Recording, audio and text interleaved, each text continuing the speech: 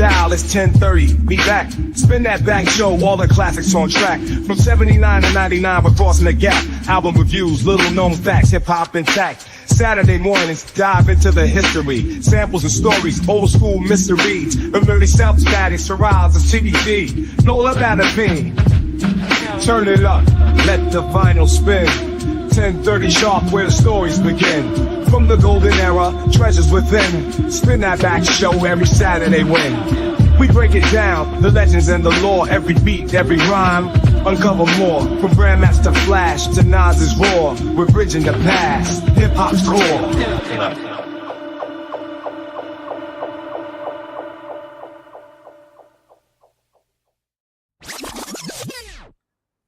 Once again, it must be the Spin That Back show. It must be Saturday, 10:30. Me, Mr. El Pooh, and Mr. Nice Guy is here. And today, we're going to talk about what we talk about usually, which is hip-hop from 79 to 99, the inception through the golden age up to the millennium. So anyway, like I said, we're going to talk about a Tribe Called Quest today. One of the most prolific groups that ever came out. They were a big inspiration in the 90s. They did a whole lot of stuff. It was a whole lot of things we found out about a Tribe Called Quest. Like, for instance, Q-Tip was the man behind all the music and everything. So nobody knew that. Well, a whole lot of people didn't know that for a long time. And I'm one of those people. And I'm pretty sure Mr. Nice Guy was one of those people too, right? That's right. I thought that Ali Shaheed Muhammad was the guy behind all that stuff. So, Absolutely. Because, most of the time we thought the DJ was the one that was putting all the music together, like KG from Naughty by Nature and so on and so on. But Tribe Called Quest, let's talk about them. They were a very unique group in a sense. Now, they kind of got this jazz thing going. They wasn't the first ones to actually was talking about jazz and using jazz and everything. I think Stetsasonic was the first ones I really, heard, really talking about the jazz thing, like talking all that jazz and everything. And we have to do a show on them in the upcoming weeks, eventually. But that's right. Walk sent that text, so yeah, I'm gonna give credit to Walk. We're definitely gonna do some Stetsa, the beginnings of Prince Paul. The master De La Soul, overseer. So this whole native tongue connection that that's here. But go ahead. Continue. Shout out to Prince Paul. Spin that back. But yes, sir. So let's just do a little bit background on Tribe. I do call them Tribe. I know it's a Tribe Called Quest, but just for sure, I call them Tribe. Gotta say the whole thing. That's gonna go. Hey, that's gonna go down to infamy, man. Shout out to the Boondocks and Cat Williams and a pimp named Slipback. That man, that's hilarious. It's like a Tribe Called Quest. Gotta say the whole thing. Yes, sir. And we have Mr. Afro Agnostics in the house in that back one time. What's going on, my brother? I'm good, man. I was trying to catch up on the 2024 Grammys, the Rock and Roll Hall of Fame, where yes, I've got inducted. So I was trying to catch up on that a little bit. Hey, spin that back a little bit one time, because we wanted to mention that too. They are in the Rock and Roll Hall of Fame also. Got inducted last year. That's a big thing. Hey, who inducted them? Who's the presenter? Chappelle was Dave Chappelle. Yeah. Oh wow. Yeah. Tell you, Dave Chappelle, man, he's got some hands in some real hip hop. You know what I'm saying? So I can't give him enough salutes and praise. Just as a comedian and just who's really the face of present black comedy and stuff like that. I know that maybe Afro Agnostics is not too much of a big fan when he goes after who he goes after, but I think he does it with tact and responsibleness and hilariousness, but still. Plus and minuses, yeah. Plus and minuses. Plus and minuses. There you go. So let's spin that back and get back to Tribe. Check this out, though. So a little bit background on them. Now, I just found out that they had started off back in 1985, actually, but they didn't release their first album till, was it 89, right? The album came out in 1990. Oh, 90. Okay, 90. Yeah. So that was the first album, which was what was it called? People's People's Instinctive. instinctive travels and the paths of rhythm. That's not the beginning of Tribe though. That's their first album. Mhm. But you got your first taste of Q-Tip. The Jungle Brothers had a song called The Promo. Promo. No, So okay. that was So that was the thing. Hey. So Jungle Brothers from A Tribe Called Quest. I mean, Q-Tip from A Tribe Called Quest on the Jungle Brothers album. Oh yeah. and that's So that's a Q-Tip. I mean that's De La shouting up Q-Tip. Also on Me, Myself, and I. So you know what I'm saying. So yeah. So now Q-Tip was in the studio the entire time for the producing of 3 Feet High and Rising. That's where he learned that. So that's you know what I'm saying. So yeah. So this is a dude. I was telling El Poo in the pre-show. Q-Tip. Go ahead, everybody. Google this Q-Tip record mixing. He literally will take a record that's playing on a record and he'll just grab the needle and all he'll do is drag it and move it and literally mix live with, you know what I'm saying? It's like crazy. It's like Tiger bouncing the ball on the golf club. You're like sitting there thinking like there's no way that's real. But I'm just saying that, this dude, that's the old school mixing too. That's the old school mixing. Back in the late 70s, early 80s, I think. No, well, not dragging it, because that's the thing about it. Dragging getting the repetition and stuff like that. Dragging the needle, because first of all, that's not healthy. Scratching ain't healthy. You know what I'm saying? But definitely dragging it across over the groove. It's one thing to just wear it down and stuff like that. But I'm just saying that in the day. Before I got like DJ equipment and stuff like that, I would do pause button remixes and stuff like that. I'm sure that El Poo did that. And if you pause tapes, stuff like that. So it's like, so that's how you kind of did it. And especially if you were, before you got a sampler, you basically have to kind of do that. I mean, that was the beginnings of it. That was his beginnings of it.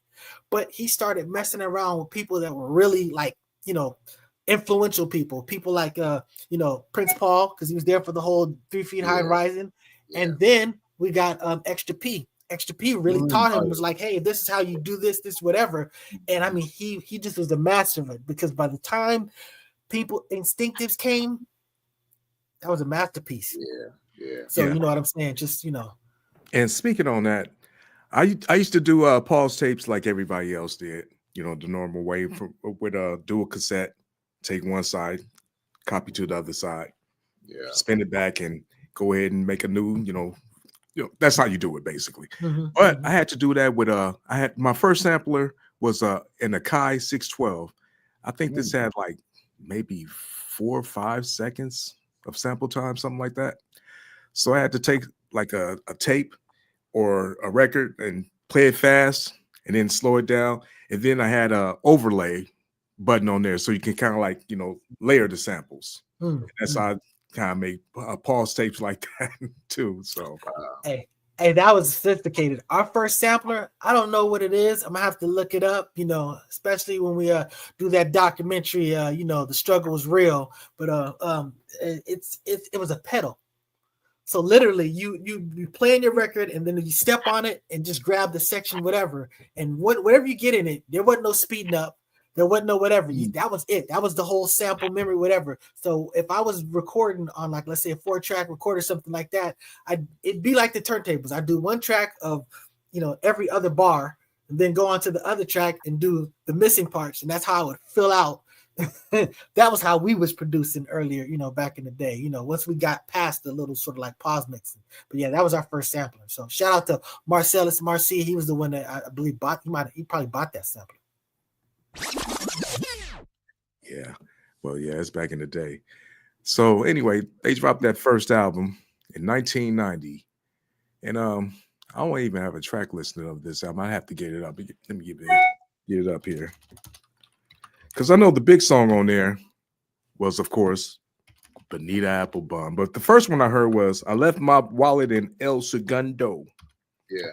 And I didn't understand that. Dave, I'm sorry. I was just listening. Yeah, Dave said he thought the big album was the big song was, I thought he was going to say what you said, Bonita Applebum, but he said, Can You Kick It? Which I was surprised to hear him say that. I would ask that when you guys said that was the first song that I was thinking. I mean, to me, I think it's probably the song that, if they perform, that it's going to get the biggest, reaction to. I mean, and this is a song that basically, you know, they don't get any money from this. You know, they got sued for, you know, using a sample, and the deal that they made was that he gets 100% of it.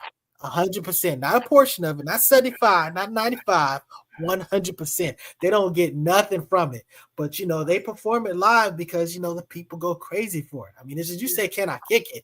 I mean, that's like saying, you know, God is good. And black folks is like all the time. You know? Yeah. Oh yeah, the sample they used was you talking about the doom. Take a walk on the wild side, isn't it? Yeah, doom. I forgot what made it lose something. I forgot his name. Yeah. Just that one little part got him in trouble. Yeah, that's a dope ass song, man. I'm telling you, man. See, El Pooh, I'm gonna give you spoiler alert. El Pooh was talking about doing, you know, some spinning back, flipping up a little, going and addressing like some of the things that ultimately became the samples that were used to that. So we talk about some of these original R&B, you know, groups and stuff like that. So we're talking about, you know, JBs, or we're talking about synthetic substitution, Ohio players and stuff like that. So, you know, we may take some risks and play a few things and stuff like that. But yeah, so, you know, that'll be in the future. We'll figure that out. We'll play it by ear. But I do have a little trivia. I mean, I don't know the answer. But on that was an interesting album. First of all, that was an interesting title to an album, People's Instinctive Travels and the Paths of Rhythm. But on that album, you have like these buildings that are there it is right there. And on the right, you can see there's a church at the bottom right. And second from the top on the right-hand side, you see a tag of Jungle Brothers and De La Soul. But what's the other tag in the lower left bottom? I never could figure that one out. There's a bomb of something. Oh, you know, that's interesting. I never even caught that. I'm gonna have to zoom in on that, check that out, do some info, what they call it, the a deep dive in that and figure that out. But but yeah, so we get to this track listing. So the first up song is Push It Along. Oh, this is just the joint, man. Just the concept of it is dope. If you can't pull it, all you know, and this is you know,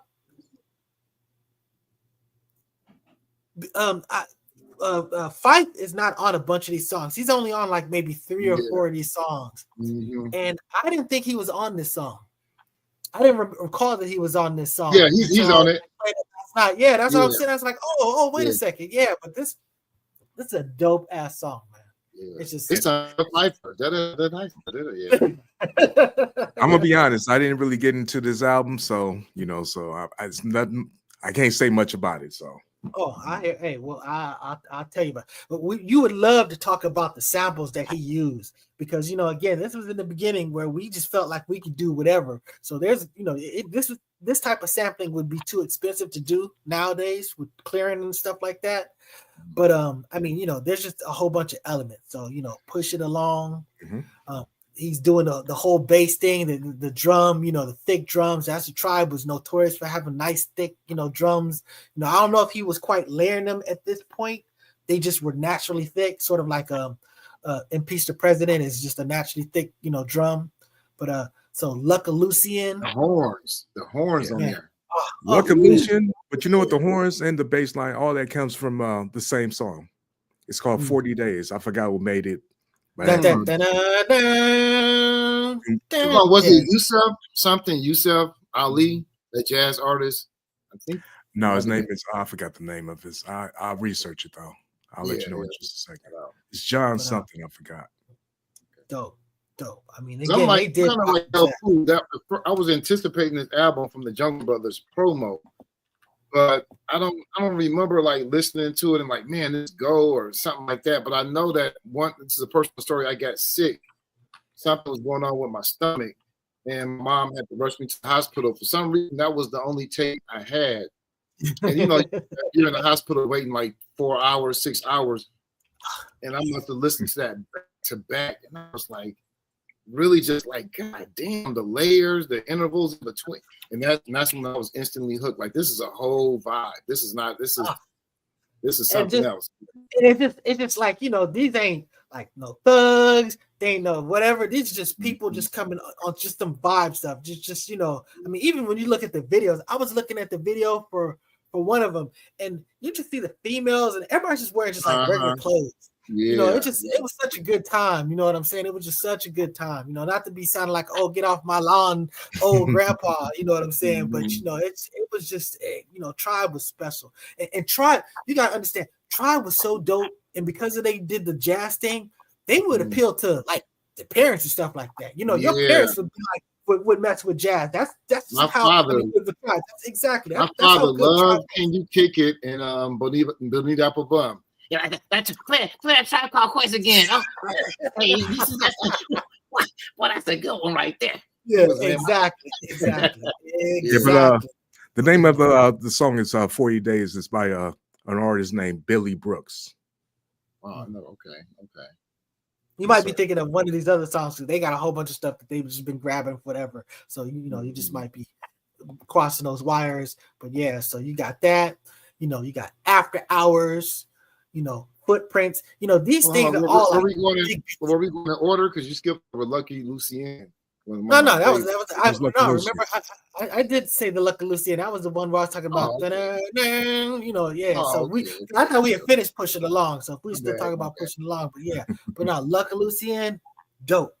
You know, I mean, Q-Tip was a visionary. You know what I'm saying? He just, you know, this album, it's really like complete. Like, you know what I'm saying? I like how it went to these different places, kind of all over the place. You know, not too much, whatever. But I mean, but the samples are dope. The beats dope. The breaks dope. Just like, you know, all of this stuff. It's just this is a classic album, and that's why I've always said the Tribe. I've argued many times. I said De La Soul is a better group, but I said I would argue that maybe Tribe might have a better discography. I was listening to it last night. I don't know if I believe that anymore. I still think their discography is amazing, but you know, yeah. You saying Tribe has a better discography, or I thought before I would say that I always felt like De La Soul is a better group. They were more skilled rappers. They were more inspirational, more outside of the box. They were just more skilled. They, you know, you talk about Prince Paul. I mean, don't take away from Q-Tip, but I'm just saying that, you know, the De La was on a whole nother level as far as just, you know, just out there. You know what I'm saying? But I felt like even though De La was a better group, that Tribe probably had the better discography. It was definitely probably better, like more received by the masses type of situation. You know what I'm saying? That was my opinion. But I'm just saying that when I was listening to the discography last night and I loved it, I was thinking, you know what? I don't know if this is better than De La's discography. I don't know. So that's what I'm saying. I'm just pulling that back. But the fact that I would even put it up there, that's just showing you how dope the Tribe discography is. You know what I'm saying? So what do you think about After Hours though? Because you started talking about it. Yeah. So After Hours. Let me pull this thing up. Honestly, I pretty much loved every single song on this album.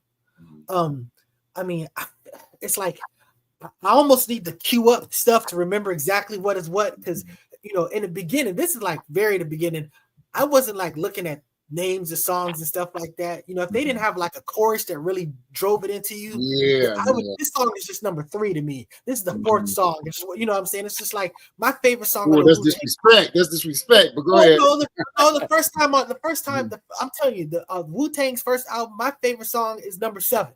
You know what I'm saying? I don't even remember what that is. You know, it's like 7th Chamber or something like that, whatever. You know, but it just would be like, you know, when you get to the CD, you'd be like, okay, I'm about to just loop number 7. You know what I'm saying? So I'm just saying that I apologize if I don't connect. Little brother wouldn't like you. Little brother wouldn't like you. Hey, you know what, Hey, you know what, little brother? I thought y'all was boring as hell. You know what I'm saying? I respect the hell out of y'all, but I just, you know what I'm saying? Oh, you know what? I take it back. You know, it was little brother, because I'm always thinking about the Slum Village and this little brother. I remember me and Brick Walls would be like, because my brother Leroy, shout out to my brother Leroy, he was like, man, this little brother stole just whatever. And we used to be like, man, these mugs is boring as hell. Like, you know, it's just, you know, I don't know. Yeah. So, you know, I respect them, but it's sort of like Dre and you know, the G-Funk era. I mean, it was easy listening music to me. It wasn't really what I like I'm into it. When to me, hip hop is energetic. Even with Bonita Applebum, it's a cool song, but it's very emotional for me. You know what I'm saying? So it's still high energy, even though it's Hold on.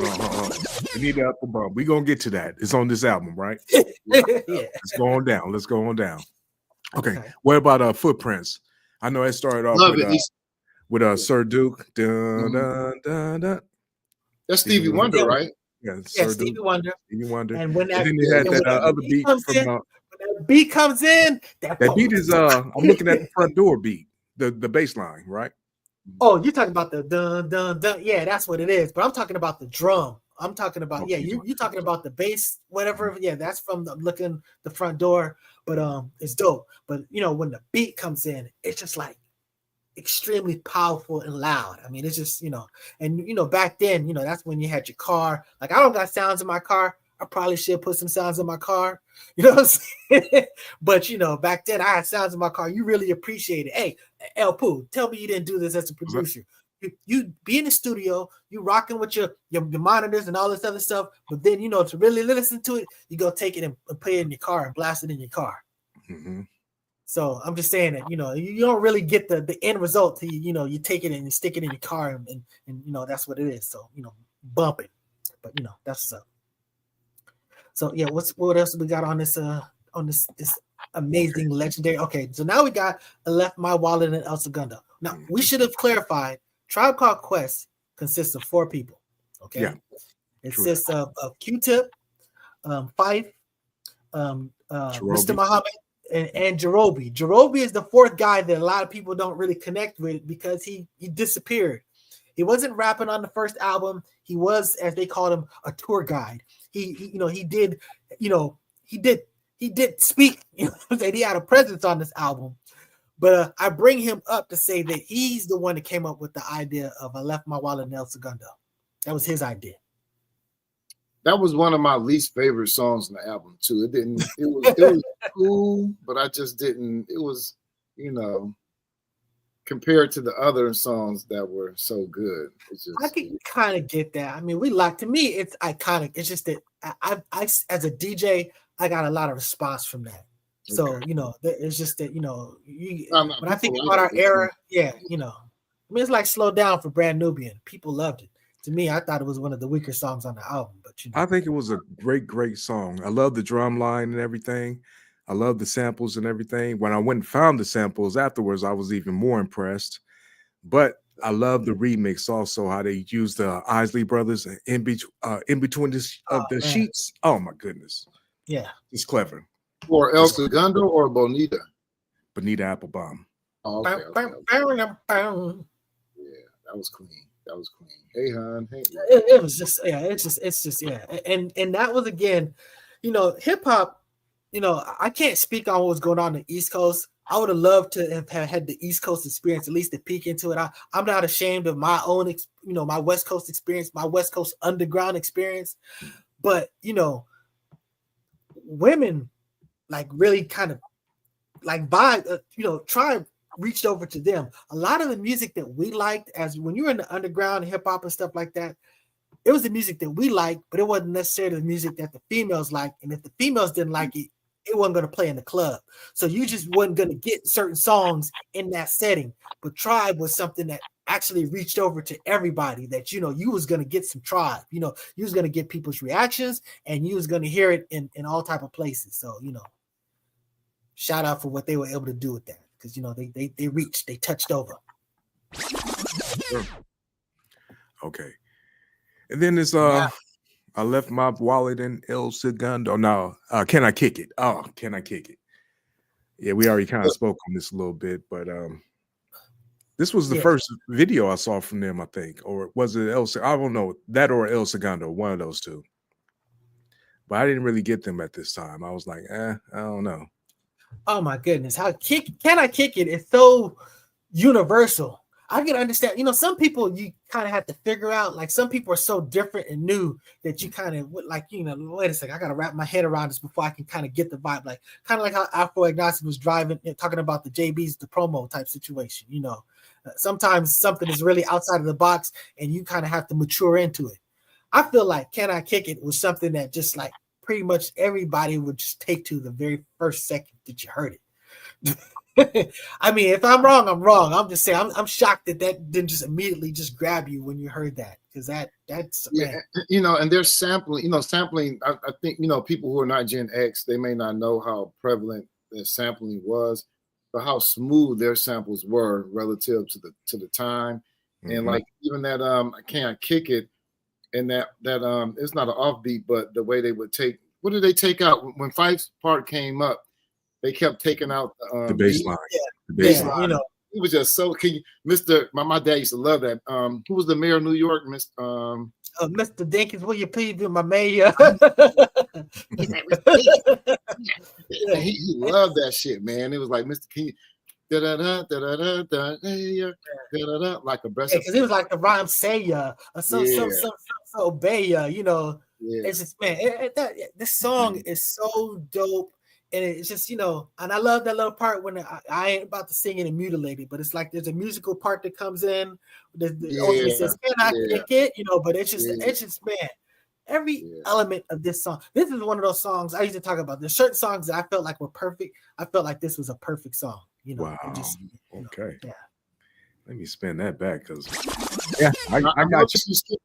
Skipped over Public Enemy. Y'all I know we were Pubic Enemy. Yeah, we definitely. I was gonna bring that up. Pubic Enemy was like the single, like a part of the. I think it was the flip side of one of the singles, something like that. But yeah, you know, this was about the whole consciousness. This is around the time, you know, take you back in time. You know, I don't remember exactly when the year was, but Magic Johnson announced that he had HIV. And 91. 91. I thought it was early. I wasn't in high school. I felt like I was in high school when he did that. Okay, if you you know, it's just there was this growing consciousness about just Jimmy's, you know, like KRS One had a song with the Jungle Brothers. It was the KRS One song, not a Jungle Brothers song, right? But but Jungle Brothers actually came with the song first. Jimmy. Yeah. They had a song called Jimmy. That's what I thought. Yeah, and yeah, that's what I thought. He later came out with the song called Jimmy, but it was more on wearing condoms. Yeah. Jungle Brothers song was more like laying it down. You know what I'm saying? And then Diddy came out with the song called Diddy, the D, the I. You did, though? Yeah. Oh, wow. Yeah. Produced by Pharrell. Oh wow! Real talk. I'm not playing. I'm not bullshit. So that wasn't. It was a high level of consciousness of strapping up. You know what I'm saying? So you were getting that type of thing. So you know. So when he talked about Pubic Enemy, he was talking about taking care of yourself. He had Red Alert on there too, because the Red Alert was on BDP. He was on this one too. Red Alert. And he was there. He was their manager. He was Tribe Called Quest manager.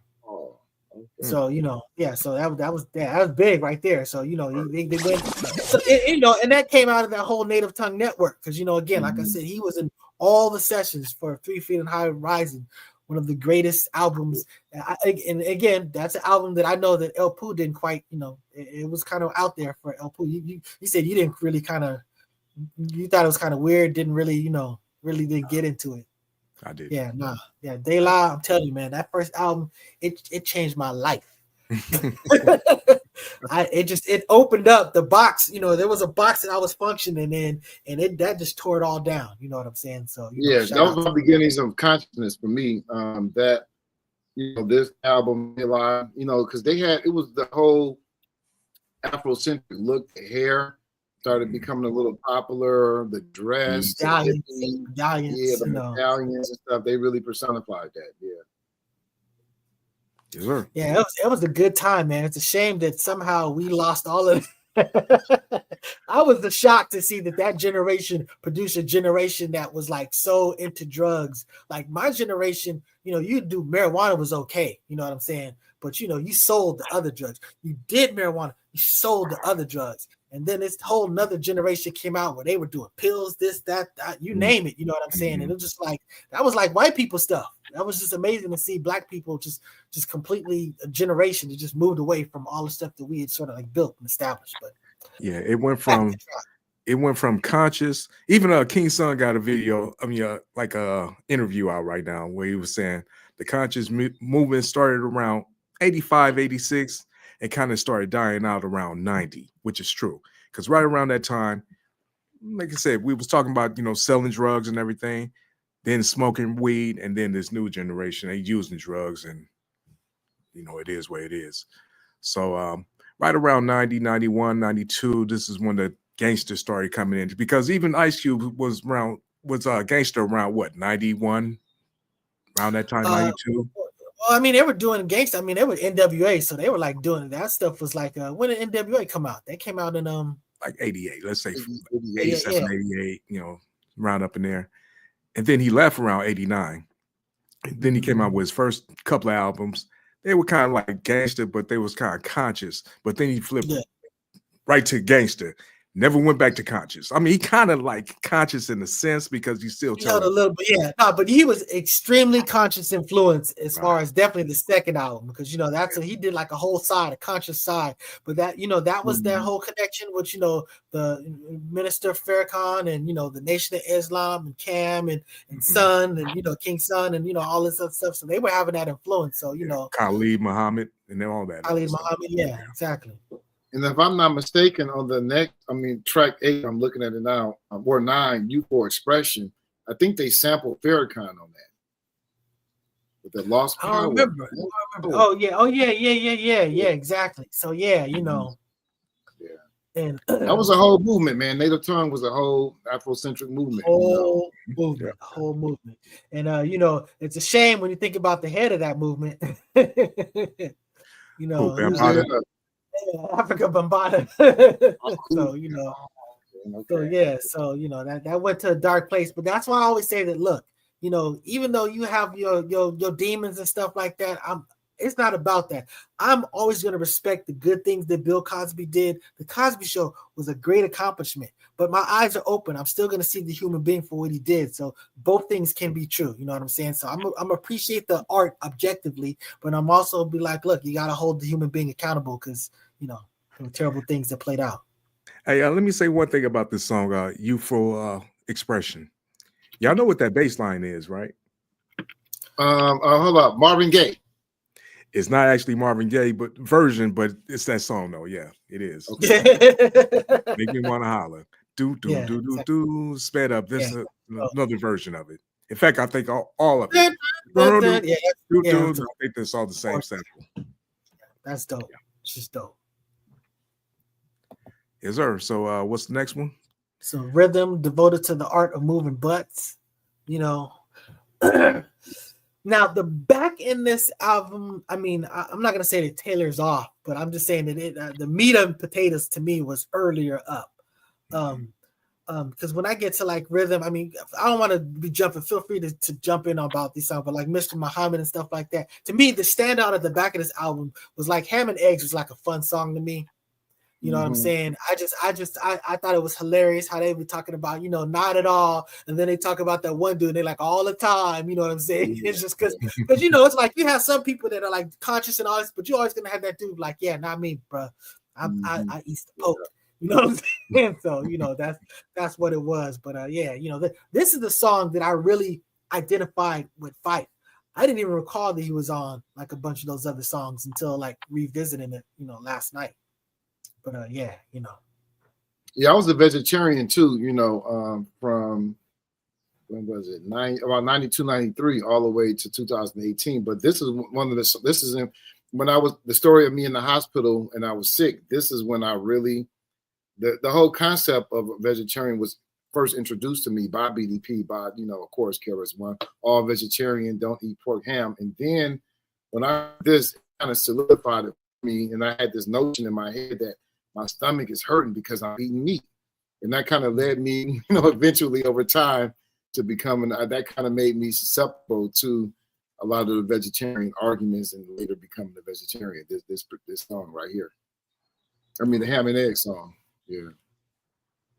It was a big deal. I didn't eat no ham, but I definitely eat eggs. I eat eggs. I eat eggs badly. To the extent that it's very not healthy. I love eggs.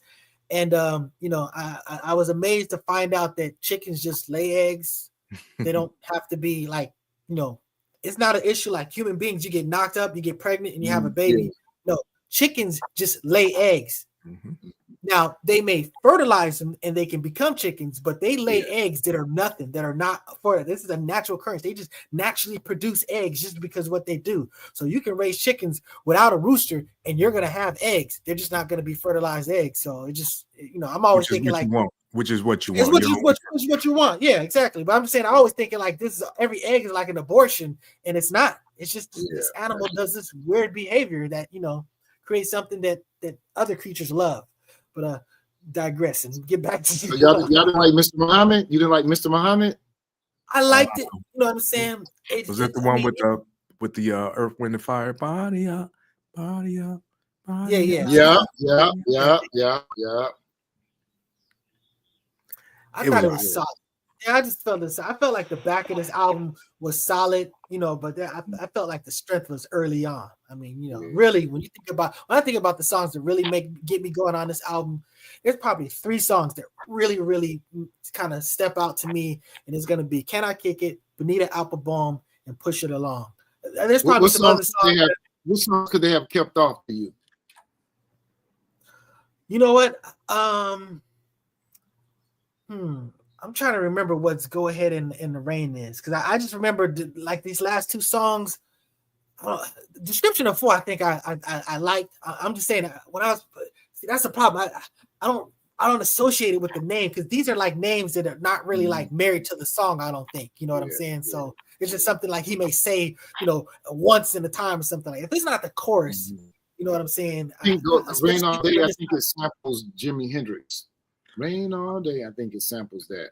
I know it's got Slide. Doom. It's Slide. Doom. Yeah, Slide. I think it's Slide. Yeah.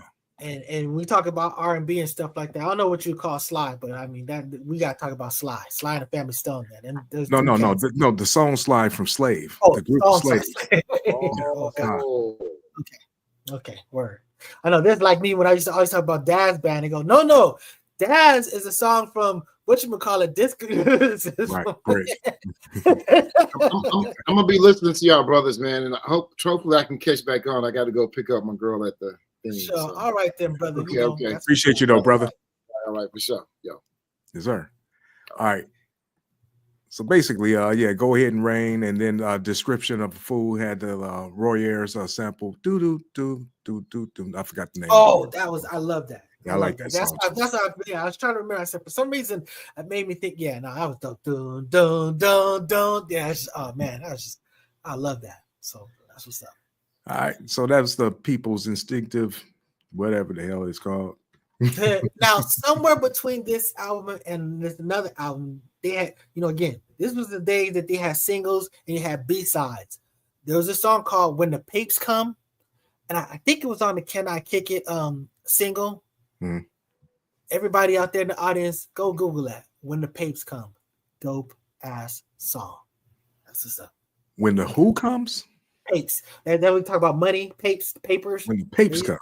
Yeah, PAPES. So that you know, back in the days we would call, you know, papes making money, you know, but it was short for paper. You know what I'm saying? So that's what's up. So when the papes, it's called "If the Papes Come," or "If the Papes Come," or something. I don't remember. I just know "Papes Come" comes in. I just thought it was. You just Googled it.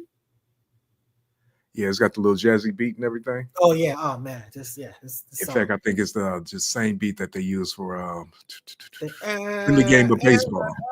Yeah, just you know, yeah, it's dope. It's and it's the doom, and I think that it's got some elements to it. Yeah, and it's dope. So anyways, check it out "When the Papes Come." But I'm just saying that, you know, so you listen to these albums, this ain't everything. You know, back in those days, a lot of stuff made it to these singles that didn't make it to these albums. So I just trying to make sure you get your full tribe, you know, plate. So, yes, sir. Next album is was it the Low End Theory?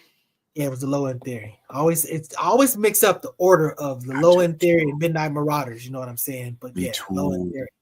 Okay, Low End Theory. This is the album cover, y'all. Oh, there's something that we got to mention about before we completely leave people's instinctive. I believe that I saw on Wikipedia that it was the first 5 micer from the source.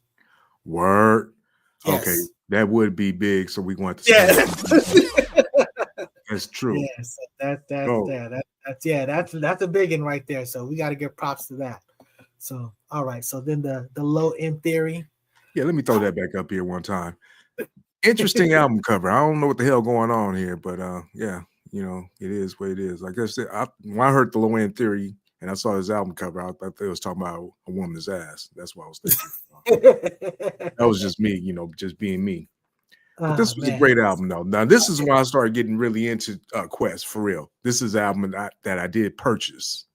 And I actually purchased this. Didn't bootleg it. Didn't do all that other stuff. I actually bought it. But I don't remember everything. Excursions. I know it's a good song. I know it's just the beginning. Is that the one that starts off with the bass line? Doom, doom, doom, doom, doom, doom, doom, doom, doom. Is that the one? Yeah. Yes, exactly. Yep. That's the beginning of it. And you know, it's funny. This album, I feel like this.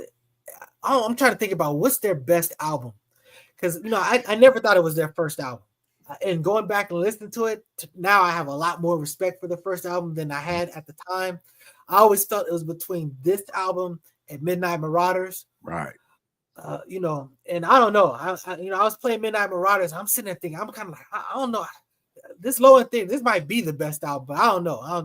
But this album's got some joints on it right here. So let's talk about Excursions. You know, Bugging Out, and that's Fife. That's Fife. So Fife's got his whole song right there. You know what I'm saying? There's a video for this too. It's the second half of what? Jazz. We got the jazz. We got the jazz, and it's funny because the videos we got the jazz, and then they kind of transition over to Bugging Out, and then they kind of come back to, you know, jazz. You know, right. It's kind of weird, and they're like 2 completely different videos, or at least dynamics, and they just kind of splice them together. But yeah, you know. Yeah, and you know, hip hop did that. Hip hop did that. The Alcoholics did that with Make Room and I forgot. They basically combined 2 songs into one video. You know. So Bugging Out, Rap Promoter. Yo, these cats. They were talking about, you know, dudes is getting ripped off. Yep. So, you know, you just have to make sure you get your money up front or whatever. You know, you get the door be taking all this money. I mean, I've done DJs. I remember DJing a private party. I mean, it was a big party. They had this big house that they would rent out and do parties. And I mean, that party was full. There's all these people. And when it came down to paying, it's Hemon and Han and all this other stuff. And you kind of have to lean on these people to get your money. So this is what this song was about. I seem to recall, Rap Promoter. And by the time this album came out, Jarobi had left the group too. So it was just, and Fife had really stepped up. Fife really stepped up on this album, right? Fife said that he was kind of a knucklehead. So he was hanging out on the streets. He wasn't in the studio. That's why he's only on like 3 or 4 songs on the first album. Right. So that was the problem. Jarobi actually recorded verses on this album, but he left the group to pursue a career in like culinary arts. So they just took his vote. They took his rhymes off. So, you know, so he actually did lay down rhymes for this album. They took it off. And if I recall, he's in like the video for I don't know. I seen it. There's a part where Fife is rapping, and I'm pretty sure that's Jarobi sitting next to him, because that's like his best friend. So they were really tight. Oh. But Butter. Oh my goodness, this song is so dope. Not no Margarine, not no Parquet. This is another Fife song. This is Fife. The whole song is Fife, and Q-Tip is just doing like the chorus. Mm-hmm. This is one of my favorite all time Tribe songs. This is one of my favorite songs. It's just you know, the flow on it, the vibe of it, the beat of it, everything about this is a masterpiece. You know, it's dope. Then you got verses from the Abstract. That's got Ron Carter on bass. Ron Carter is a very famous bass player. Played on a whole lot of stuff. This is the first time I heard of Ron Carter. Was from this song right here. So dope. Shout out to Q-Tip for that one right there. You love it when the dudes bring in like some real like musicians to play stuff, to add to it. Because I respect sampling. I'm a person that I live and die on sampling. I love the sequencing of that, but I like when you can mix it in with some live instruments as well. So that's dope. Yes, sir. Spin that back. Next song on there. Show business, man. So you got Business. You got Sadat X and you got Diamond D. Now they're laying it down. They're just completely telling you about it. It's not just the promoters, but just the record labels, how they just, everybody's all your friend, and they're like you when you're the hot new thing, and then when things go crazy, you just start changing phone numbers, act like they don't know you, don't look you in the eye anymore. That whole industry is just shady and terrible. But it is. Yes, dope it song. is. Dope song. Dope song. Then the next song is called Vibes and Stuff, which was probably one of my favorite songs on this album because I love this damn beat. It's called Down Here on the Ground. And I forgot who made the damn song. But anyway, it's a dope. I think it's Grant Green, actually. I had this album. And shout out to Aaron Harris out there, brother. I know you stole my album. You know what I'm saying? That's why I stole your Star Eyes too. So anyway, so we got each other back. I stole your Cannonball Adderley. So if you couldn't find it, it's because I couldn't find my motherfucking Grant Green. Okay, so it is eye for an eye. You still my brother. Yeah, I know Leroy's like, speaking of stealing, I still got some of his CDs. But yeah. Anyways, what were we talking about? Vibes and Stuff. Then go classic, the infamous Date Rape. Classic example of a date rape. I was listening to this song last night. I don't know how I feel about this song. I don't know if this song was. If you looked into I had to go pull up the lyrics to make sure I was hearing it right, because you would think this is the classic example of a date rape. Like this is what to avoid, and this is whatever. And there is a little bit of kind of preaching, but this is really accusatory. This is really like with females accusing females of flipping the script on you and accusing you after the fact. I don't know if I can rock with that, man. Just on policy, it's a dope song, but no means no, man. Just leave it at that. Hey, I don't know. They was probably talking to Jack Wright or whatever. I don't know what was going on with that situation. Let me spin that back. Let's go ahead and move on from there. Then you got the most famous song of all time on this album, I believe. Check the motherfucking rhyme. Check the rhyme, y'all. Check the rhyme, y'all. Just dope. This is kind of like a sister or a brother to Can I Kick It, as far as it's got a nice little chant, you know what I'm saying, that the people will get going to. You play it, whatever, and just man, it's just hold the how it starts off, just man, this is dope. It's crazy because the main bass line is Minnie Riperton. Baby This Love I Have, I think it's called. Great song. I would have never, if I would have heard it, I probably wouldn't even thought to use it. But Q-Tip in his mind, he's just a genius. And then he mixed it up with Average White Band, Love Your Life, with the horns. That is just a classic mix. Great song. Hey, Q-Tip, you did your thing on that one. Hey, I'm telling you, Q-Tip deserves to be in the pantheon of the greatest, rap producers of all time. I just didn't know that he was the guy behind it. But when you find that out, you really appreciate what these dudes did, what they put together. Word to the Mobb Deep, the Shook Ones. I mean, when you see how a person just comes up with this track, this is brilliance. Brilliance. Yes, sir. Definitely. And everything is fair when you're living in the city. Everything when you're living in the city. It's either Boosie or George Clinton. Sounds like Boosie, but yeah, you're right. It's the whole type of vibe, Yes, sir. So then you got we got the jazz. We got the jazz. Yeah, this is the song that you could play loud in your home and your parents wasn't gonna trip about it. So that was dope. This is the one that we're talking about, the video that flipped into Bugging Out. Right, exactly. Then you got the Sky Pager, which was again. Y'all may not know what a pager is, but before we carried around phones, like everybody walks around with computers on their persons now, but we didn't have all of that. We didn't even have a phone. So what you had is this thing, this box that would just beep, called it a beeper, and it would just show you a phone number. That meant call that phone number. So that's how you find out about stuff. So And you click it onto your belt. yeah. Something y'all don't wear today either, so anyway. But it is We some old folks, man. We some. There was another song called What, which is Q-Tip basically, just saying what about this, what happened, And then the last song was Scenario, which everybody knows. Scenario. This is where Busta Rhymes really made his punch. Oh my God. Oh my God. This is the Dungeon Dragon where you got that Nicki Minaj used as a hook, with the raw with the Dungeon Dragon. So he's got the whole leaders of the new school on there, the L1S. And this hey, I love this song. This is dope. The video was dope. This was actually a very sophisticated video. They were rocking this on MTV. But I'm telling you, this ain't the best version of this song. The best version of this song, we should be talking about it now, but because it's on the future album, when we get to that, we'll talk about it then. I guess we kind of got to hurry up. We already at like exactly. That's what I'm thinking. So let's go on to the next album, and that'll be about it for this one, which is the Midnight Marauders.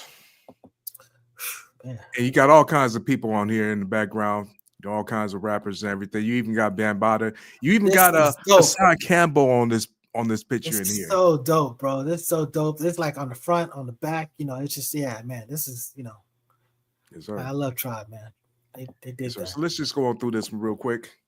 Midnight Marauders, the tour guy, which is kind of like this lady, kind of like talking, and they got a dope beat playing in the background, old jazzy beat and everything. Then they got Steve Biko, Stir It Up. I forgot that song. I don't remember what that Stir It Up. It's a dope ass song. I mean, obviously, the players on the great, legendary activist Steve Biko. I'm not sure that the song was so much about that as much as the title about that. I just remember playing it last night and remembering that this was like a banging ass song. I love that song. But when I got to this album, I tried to get to track number 3, A War Tour. We on a world tour. Oh man, I love this song. This is just another one of those classic Q-tips. He goes into this one, you got the main beat, then it breaks down and goes into do do do do do, which is a song called Olinga, and I forgot the name of the damn artist again. but it's a great song though. And they're using the chant from I want to say the Sugar Hill Gang. Who was it? Or who was the one the war tour of the whole we on the war tour with Mr. Malcolm McLaren going each and everywhere with the mic in our hand, something like that. Asia, Africa, Tokyo, Mexico. Went to all the places that people told us not to go. Yep. Dope. Just dope. 8 Million Stories. I'm still trying to pull up the titles. Okay, I got it. 8 Million Stories is the next one. And I can't remember the song right now, but I'm gonna go ahead and try to preview it here real quick for myself. That's probably what I really should be doing. Let me see what it is here. Oh, this starts off with a Fife. Yeah, I remember that this again, this album, those two albums were real meaty in product and just evolution. This is now you're dealing with Tribe is, their Tribe was known for having real thick drums and layered. I don't think they had worked out the layer dynamic in the first one, but by now you're getting into the layered drum, especially for Midnight Marauders. But they just this is quintessential mature modern Tribe music that's just banging and still vibey and that the females are eating it up too, not just the dudes. Yeah, but what I found out and discovered was Q-Tip didn't really program too many drums. He actually used a lot of samples, believe it or not. A lot of these drum lines was actually samples. Mm-hmm. Okay, then you got number 5, which is Hey Sucker Nigga, Whoever You Are. I forgot who that sample is from. That's an old school rap sample though. Then number 6 is Midnight. Oh, with Raphael Sadiq. I didn't realize that. Yeah, and that might have been that whole connection that started off the Lucy Pearl. Mm-hmm. Real talk, huh? So that's what's up. Because Lucy Pearl was sort of like a super group composed of Sadiq, I believe it was Sadiq and Mr. Muhammad and Don from In Vogue. So Yep. yeah, you know, that's what's up. Okay, and we can get down. We can get down. That's number 7. Yeah, you just got me dancing just from the chorus. You know what I'm saying? And Yes, then sir. you talk about number 8, bruh. Yeah. This song, they figured it out. They figured out how to do bangers, and they also figured out how to do great, just melodic, musical, just emotional stuff. You know what I'm saying? Because you know, I talked about how that one song is sort of like the follow up to Kick It. Electric Relaxation is almost sort of like a follow up to Nita Alpha Boom. It's just far as just you know, you just talking to some female, and it's just the music is just really just, you know, it's a beautiful song. And the Wayans brothers use this as the intro to their TV show for a big stretch. You know, so that's what's up. Yes, sir. And then the next one is number 9. Clap your hands. Clap your hands, y'all. Forgot what that sample is. That's a great song too. Clap your hands is the Meters. You know, I don't think they really played the Meters, but yeah, but that clap your hand. But I'm telling you, we talk about the groups, man. We're gonna have to talk about the Meters too, man. I'm telling you, man. Definitely gotta talk about the Meters, man. Come on, let me spin that back one time. Meters, man, come on. Meters. That's all you gotta say. Exactly. Then oh my God, is that one? Dun, dun, dun. Yeah, I think this is the video that I was talking about, where I saw that it looked like Jerobi Fife was rapping it. Yeah, Jerobi was next to, you know, on stage with you know, not on a stage, but I think on a platform while he was rapping. But yeah, this is a dope song. That's what's up. Then the next one's number 11, which is Keep It Rolling, which had a lot of Extra P on here. Extra P, who was very influential on his production style and all that stuff. So, you know, he had some great mentors in Prince Paul and Large Professor. Man, what a great connection. Right. Then you had The Chase Part 2. I don't recall, honestly. I don't recall The Chase Part 1. Me neither. Yeah. But I got one of my favorite songs on this album was number 13 here, Lyrics to Go. Lyrics to because Go. That sample right there was so damn. Not only that, the other part, the doom, doom, doom. A whole lot of people used it after him. Guess what that is? That's Minnie Riperton too. Damn it. Because all that, that you hear, that's Minnie Riperton. See, you know, the thing about it is, see, take you back in time, ladies and gentlemen. You know, your parents had like music before you. So sometimes you inherited their music crate. So as a producer, a lot of times you were just finding bits and pieces, you were cycling stuff. So that's why I like a lot of Marty stuff. You know, a lot of it in the beginning, you know, there's like a few songs that make up a lot of the stuff that he was drawing for, because that was in his crate. So I can see how they had that going, because I was doing it too. I was like, oh yeah, this is I got this song. No, nobody got this song. I got this. So I put this here, put this there, you know, this whatever. So, you know, that's what's going on. Yeah, I had a Minnie Riperton, mother of homegirl from Saturday Night Live. I forgot what her name is. Yeah, Rudolph. Maya Rudolph. Maya Rudolph. Yeah. Definitely. I had a Minnie Riperton like Greatest Hits album. Never listened to it because I was like, don't nobody want to listen to it. When I put it on, I found all these samples. I'm like, what the fuck was I doing? Man, I should have been going through this. Anyway, and then the last song is called God Lives Through. So, damn, we only got through 3 albums. I wanted to get through the next album, but we actually are out of time. So, hold on. Before we do that, yeah, this is a shame. So what album did we just finish? We just finished Midnight. So this is the 3rd album. Yeah. So then basically it was well, put it this way. I'll put the songs in the link. I mean, in the comments, you know, for you to go check this stuff out. I'm definitely gonna hunt down pics for you. So yeah, but no, I want to talk about some things, because honestly, they had 2 other albums that still fell within our parameters of our 1979 to 1999. Mm-hmm. You know, and I always got to give a shout out to Start It Up, man. I just love the flow the Q-Tips uses on that. That's from the Love Movement, man. You know, just, you know, so they still did some things. So Tribe, and one of them joints came out on my birthday. Now I think about it, I forget which one, but yeah, you know, so that's what's up.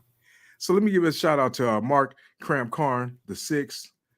He said you gotta go check out some. Well, actually, he said I got some listening to do. I know Q-Tip post. Tribe, yep, that's true. Vibrant thing, dang, good point, man. Yeah, that's right. I forgot about that. You know, Yeah, go check out some Ron Carter. He said you got to start off with some Ron Carter. Ron Carter was the emperor of the jazz world. Bass upright, yes, sir. He did a whole lot of stuff in the R&B world, and that's too. right down your lane, Mr. Mark Cram. Sir. You know, so yeah, that's what up. 88 years old, he said he is. Okay, Yeah. Positive vibes back to you, my brother. You know what I'm saying? So anyway, we respect and love that everybody joined us. Listen, check this out. Hit that like, subscribe, and share, comment, do something with us. Give us some love over here. We give y'all love every Saturday. So anyway, we out of here though. We finna check on out, but check us out. We should be here next Saturday, 10:30. We might do something a little different next Saturday. We might start talking about that R&B thing. I don't know. We're gonna check and see. But anyway, y'all just check back with us and see what we do. We're gonna check what you do on YouTube. So check us out. All right. So we out of here.